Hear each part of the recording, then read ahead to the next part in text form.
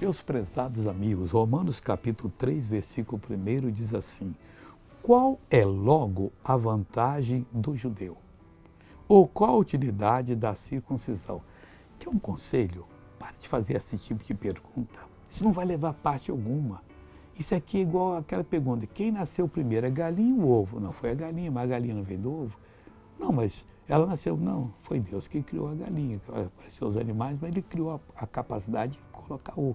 Mas diz, eu não concordo, então não conversa essas coisas, passa para ser chocarrice.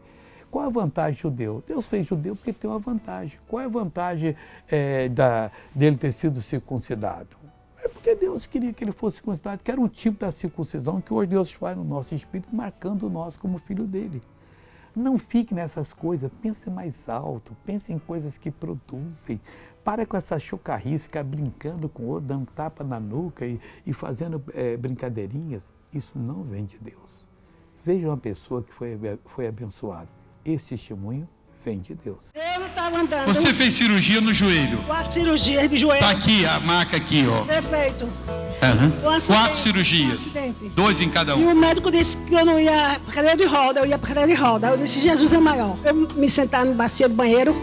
Não sentava mais? Não, agora eu sei. Amém, glória a Deus. É coisa séria, pessoal. Anda agora, em nome de Jesus. Ainda tem uma deficiência, mas Deus vai curar, vai nessa fé. E virá de você a bênção agora. Vamos orar. Pai, em nome de Jesus.